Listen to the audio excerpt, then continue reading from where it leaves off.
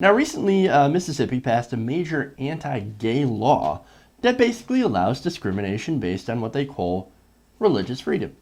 Basically, if you have a deeply held religious belief that gay people are icky, you can decline to serve them. Or you can also fire them, you can deny them houses, or even deny them the ability to use the bathroom of the gender that they identify with. You can do all of that. You can also deny straight people, of things. For example, if you're an unmarried couple and you personally don't believe in sex before marriage, you can decline to serve them at a restaurant. Sorry, we think you've had sex before marriage. I heard down from the grapevine that you two been diddling, and I don't like that because you're not married. I'm not going to serve you. You could do that in Mississippi. That's crazy. Now, these bills were supposedly set up to protect businesses, right? Especially Christian businesses, like, for example, wedding cake bakers. Bakers like Mitchell Moore, who happens to run a Christian cake baking business. Now, they asked him, and he lives in Mississippi, and he runs a business in Mississippi. Now, NPR is going to ask him what he thinks about this law, being the kind of person that they're trying to protect from those awful gays. So let's listen to his response. What does he think about this law? As a baker, this bill would allow you to refuse service to people you don't want to bake for. Have you ever felt forced to bake for clients that you didn't want to serve? No, that is not a problem. I am here to bake cakes and to sell those cakes. I'm not here to decide arbitrarily who deserves my cake and who doesn't. That's not what I do. That's not my job. Have you heard from others that they do have these objections? Not to my knowledge, no. Everyone that I know in the greater, say, wedding service industry, we're here to serve. The public's made up of a lot of people. I don't have to agree with what they do. I don't have to support them. I serve them. I am here to bake cakes and to sell those cakes. I'm here to serve the community, not judge them based on who they have sex with. That's not my business.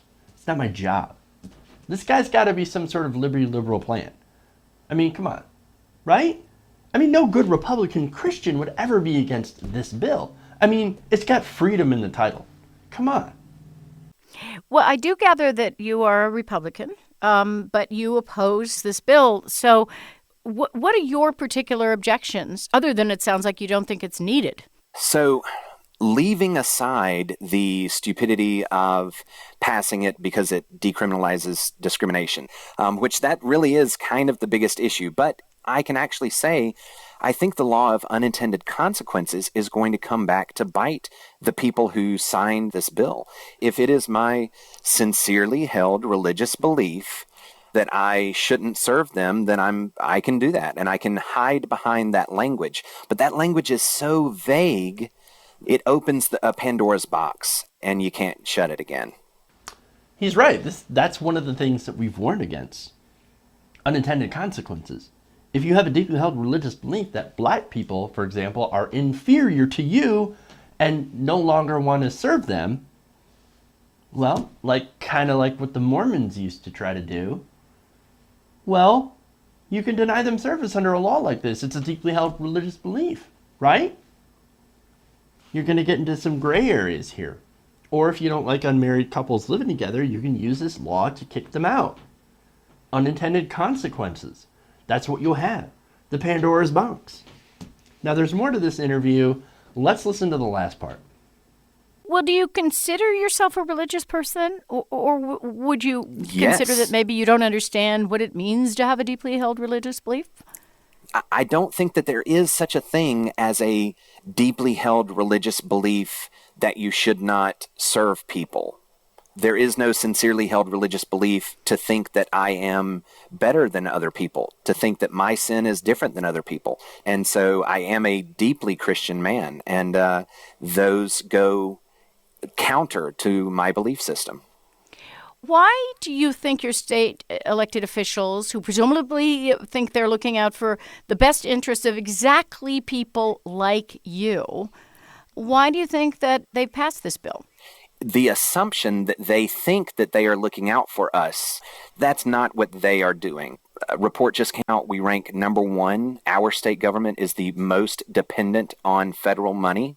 We're the third most obese state. We rank at the bottom in unemployment and education. We've got crumbling infrastructure. None of them are being tackled.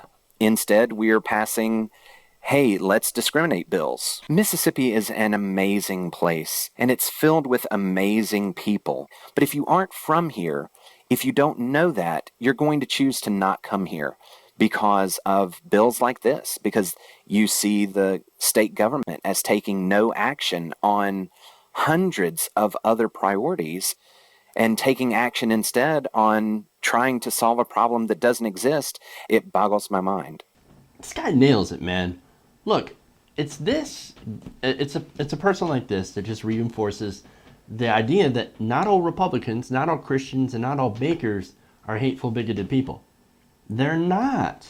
There's a small subset of fundamentalists that get off on using their power to discriminate. We know that. But that's not the majority here. I know a lot of Christians, I know a lot of conservatives where, we have disagreements over policy, but they're not bad people. They're not hateful people, and they're certainly not in favor of bullshit laws like this. Politicians, however, well, Moore said it best. They're not looking out for us. And I personally think that they're dividing us in these issues so that they can pick our pockets and give it to the very rich Republican donors. That's what it's all about. Divide us, distract us. It's divide and conquer.